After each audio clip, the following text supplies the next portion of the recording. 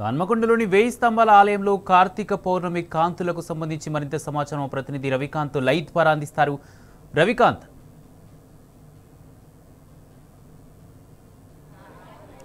కుమార్ శివకేశవులకు అతి ప్రీతిపాత్రమైనటువంటి మాసం కార్తీక మాసం. కార్తీక మాసంలో వచ్చేటువంటి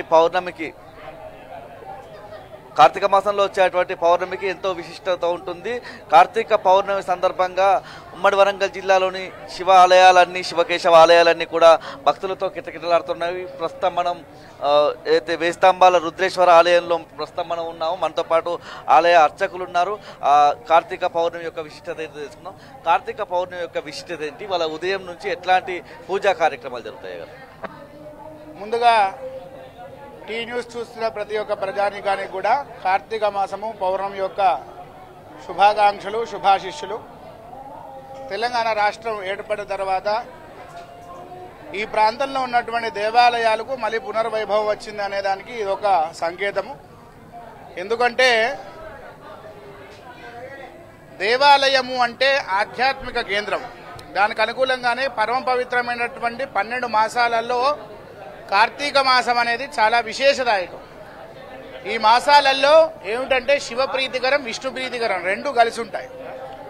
కార్తీక పౌర్ణమి వరకు కూడా శివ ప్రీతికరము, పౌర్ణమి నుంచి అమావాస్య వరకు విష్ణు ప్రీతికరంగా పిలుస్తారు.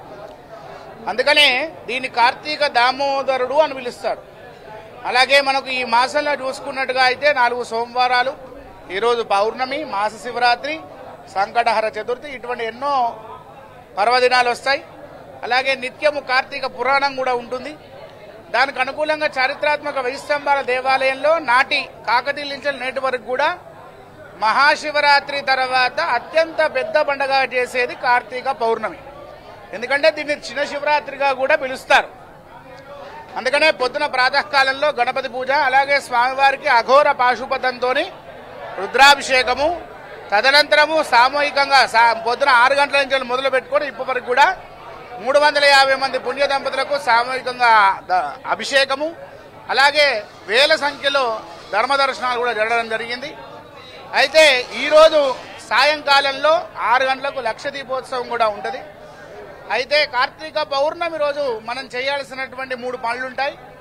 మొట్టమొదటిగా ఏంటంటే బ్రాహ్మీ ముహూర్తాన లేవడం, ఉసిరిక కాయతోని నీళ్ళలో వేసుకొని స్నానం చేయించడం. దాని తర్వాత కార్తీక దామోదరుని పేరు చెప్పేసి మనం ఉన్నటువంటి దేవుళ్ళందరినీ పూజ చేసుకొని ఆ కార్తీక వృక్షమైనటువంటి మనకు ఉసిరిక చెట్టుని వృక్షంగా ఇంట్లో పెట్టుకొని 365 వత్తులు పెట్టడం. 365 వత్తులు ఎందుకు పెడతాము అంటే ఈ సంవత్సరం అంతా మనం ఏం పెట్టకున్నా, ఒక్కరోజు పెట్టుకున్నటువంటి దీపం ఉన్నా కానీ ఈ రోజు పెడితే ఆ దోషం అనేది తొలగిపోతుంది అన్నట్టు. అలాగే ఖచ్చితంగా ఈరోజు శివారాధన అనేది చేయాలి. సాక్షాన్ మూల ప్రమాణాయ విష్ణోరమిత తేజసే ఆధ్యాయ సర్వవేదానాం యజుర్వేదాయ నమో నమః. ఆ యజుర్వేదంలో వచ్చినటువంటి వేద మంత్రాలతో ఓం నమో భగవతే రుద్రాయ అనే మంత్రంతో ఆ రుద్రుణ్ణి అర్థిస్తే రోదయంతీది రుద్రాహ, మన దారిద్ర్య బాధలన్నీ పోతాయి. దానికి అనుకూలంగానే ఇక్కడ రుద్రదేవుడు మహారాజు కట్టించే కాబట్టి స్వామివారిని ఇక్కడ రుద్రేశ్వరుడుగా పిలుస్తారు. అలాగే రుద్రమదేవి కూడా పూజ చేసింది కాబట్టి మహిళలు వీళ్ళందరూ కూడా ఎక్కువ అధిక సంఖ్యలో పాల్గొంటున్నారు. ఈ ఉత్సవాలను 4 రోజుల పాటు కూడా కొనసాగుతాయి. సోమవారాలు కానీ ఇవన్నీ కూడా అత్యధిక వన భోజనాలు ఇవన్నీ కూడా జరుగుతాయి.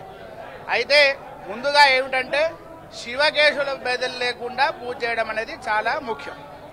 శివాలయాల్లో ఈ కార్తీక పౌర్ణమి సందర్భంగా జ్వాలాతోరణం నిర్వహిస్తారు. జ్వాలాతోరణం నిర్వహిస్తే చూసినటువంటి వాళ్లకు నరదోషం కూడా తప్పుతుంది అంటారు. దీని గురించి ఏం చెప్తారు? 1000 స్తంభాల ఆలయంలో అట్లాంటి పూజా కార్యక్రమాలు ఉంటాయి.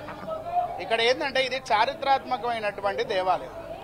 ఈ శిల్ప సంపదను మనం కాపాడుకోవాలి కాబట్టి 1000 సంవత్సరాల నుంచి అందరు కాపాడుకొని వస్తే ఈరోజు మనం చూస్తున్నాం. కాబట్టి జ్వాలాతోరణం అనేది మన దేవాలయంలో పూర్వం నుంచి కూడా లేనటువంటి ఆచారం. ఇక్కడ కేవలం లక్ష దీపోత్సవం చేస్తాం. జ్వాలాతోరణం ద్వారా నరదిష్టి కంటే ముందుగా ఏంటంటే దేవుని యొక్క విగ్రహాలను శుద్ధి చేయడం అని పిలుస్తారు. కాబట్టి విగ్రహాలు పోతాయి కాబట్టి మనం కూడా దాని కింద నుంచి వెళ్తే మన దోషాలు పోతాయి అనేది దానికి ఉద్దేశం. కాబట్టి మన దగ్గర లక్ష దీపోత్సవం, అక్షర లక్ష్యంగా లక్ష దీపోత్సవం చేస్తాం. ఇది మొత్తంగా చూస్తే 1000 స్తంభాల ఆలయంతో పాటు ఇటు రామలింగేశ్వర ఆలయము, అదేవిధంగా ఉమ్మడి వరంగల్ జిల్లాలోని చారిత్రక ఆలయాలు శివకేశవ ఆలయాలన్నీ కూడా భక్తులతో కిటకిటలాడుతున్న పరిస్థితి అయితే మనం ఉదయం నుంచి చూస్తూ ఉన్నాము. తెల్లవారుజాము నుంచే మహాన్యాస రుద్రాభిషేకంతో సహా అనేక అభిషేకాలు చేస్తూ ఉన్న పరిస్థితి. సాయంత్రం కూడా వేయి స్తంభాల ఆలయానికి సంబంధించి 1,00,000 దీపార్చన కూడా చేస్తామని చెప్పి ఇక్కడ ఉన్నటువంటి అర్చకులు చెప్తా ఉన్నారు. Vote studio.